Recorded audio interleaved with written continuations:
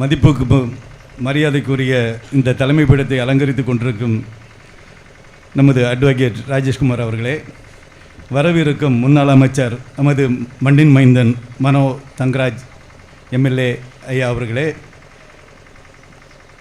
அண்ணன் கழக பேச்சாளர் முத்துவேல் அவர்களே, உடன்குடி தனபால் அவர்களே, தேர்தல் பார்வையாளர் மதியழகன் அவர்களே, பொதுக்குழு உறுப்பினர் மணி அவர்களே, பப்புசனன் அவர்களே மற்றும் இந்த மேடையில் கலந்திருக்கும் ஜாம்பவான் அவர்களே, எனக்கு 2 நிமிஷம் தான் கொடுத்துருக்கு. மொத்தமாக நான் படித்தேன்னா 4 நிமிஷம் ஆகும். உடனே சிசுமரணஜினி இறங்குன்னு சொல்லிடுவார். உங்கள் அனைவரையும் மனதில் நிறுத்தி கழகத்தின் முன்னோடிகளே, உங்களுக்கும் என் நன்றியை தெரிவித்து கொண்டு 2 வார்த்தைகள். இந்தி திணிப்பை எதிர்த்து நமது தளபதி அவர்கள் ஒரு பொதுக்கூட்டம் போட்டார்கள். அதில் 64 கட்சிகள் கலந்து கொண்டது. அதில் 4 கட்சிகள் கலந்து கொள்ளவில்லை. அதில் ஒரு கட்சி துப்பாக்கிய பேரலுக்கு ஃப்ரண்டில் புல்லட்டை போட்டவன். எப்படி 9 வருஷம் சர்வீஸ் பண்ணானா? நான் 36 வருஷம் இருந்தேன். நான் சப் இன்ஸ்பெக்டர் இருந்து ரிட்டையர் ஆனவன். நான் 36 வருஷம் தான். அவன் 9 வருஷம் ஐபிஎஸ் படிச்சிருக்கான். அவன் போடுதான், துப்பாக்கி எடுத்துகிட்டு பேரலில் போடுதான் புல்லட்டை. எப்படிப்பட்டவனு பாருங்கள். அவன் ஒருத்தன். அப்புறமா எம்ஜிஆர் பீரியடில் எம்எல்ஏ இருந்த ஒரே ஒரு எம்எல்ஏ இருந்தவன் ஏசி சண்முகம்.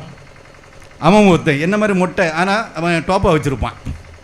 அடுத்து புளியங்குடியில் நம்ம புளியம்பட்டி, திருநெல்வேலி டிஸ்ட்ரிக்டில் புளியம்பட்டி, அந்த இதில் ஒரு 14 பேர் ஒரு தடவை கொலை நடந்தது. அப்போ நான் சிபிசிடியில் இருந்தேன். அந்த யூனிவர்சிட்டியில் நானும் உண்டு.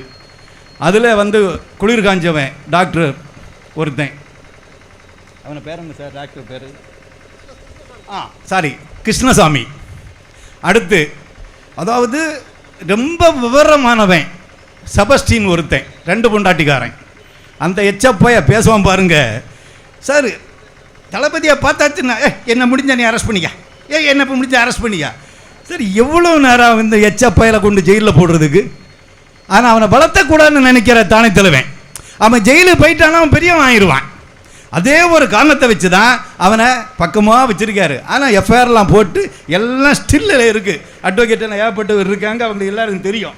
ஸ்டில் கண்டிஷனில் இருக்குது. எப்போ வேணாலும் அவன் உள்ளே போவான். அந்த அளவுக்கு எல்லாம் ரெடி பண்ணிகிட்டு இருக்காங்க.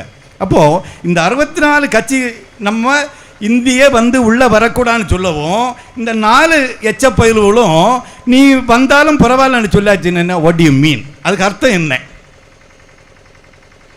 தெரியாமல் அவன் தெரிஞ்சு செய்யானா தெரியாமல் செய்யானா?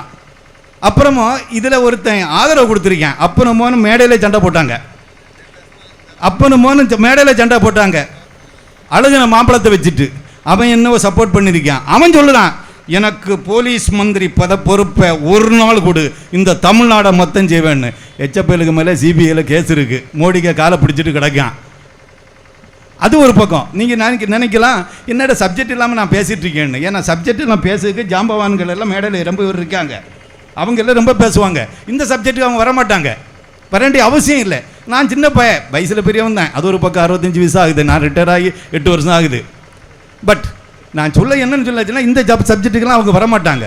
அதே மாதிரி எப்போ பார்த்தாலும் எந்த சந்தர்ப்பத்தில் பேசினாலும் சரி, ஒரு மினிஸ்டர் சொல்லுதான், எஜுகேஷன் மினிஸ்டர், ஒன்றிய எஜுகேஷன் மினிஸ்டர், நம்ம எம்பிஏல பார்த்து நாகரிகம் தெரியாதவனு சொல்லிட்டு மன்னிப்பு கேட்டுட்டான்ல. தேவையா? மன்னிப்பு கேட்டுட்டான்ல. அதே மாதிரி நமக்கு 2 மொழி. அண்ணாச்சி நம்ம அட்வொகேட் சொன்ன மாதிரி இந்தி படித்தவன்லாம் நீ இங்கே வர, நாங்கள் இந்தி படிச்சுட்டு நாட்டுக்கு வரவா?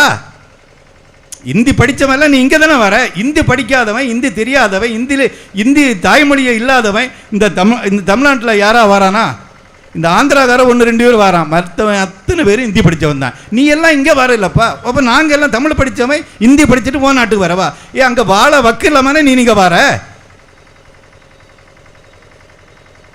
வாழ வக்கு இல்லாமல் நீங்கள் வந்துட்டு நீங்கள் ஹீரோ ஆகிட்டு ஒரே நாடு, ஒரே எலெக்ஷன், ஒரே ரேஷன் கார்டு எல்லாம் எதுக்காக கொண்டு வர? தமிழ்நாட்டிலையும் கேரளாவிலையும் ஜம்பம் பலிக்காது. அது மோடியானாலும் சரி, அண்ணாமலை ஆனாலும் சரி, எந்த கொம்பேறி முக்கம் வந்தாலும் சரி பலிக்காது என்று கூறி வாய்ப்பளிப்புக்கு நன்றி கூறி விடைபெறுகிறேன். நன்றி, வணக்கம்.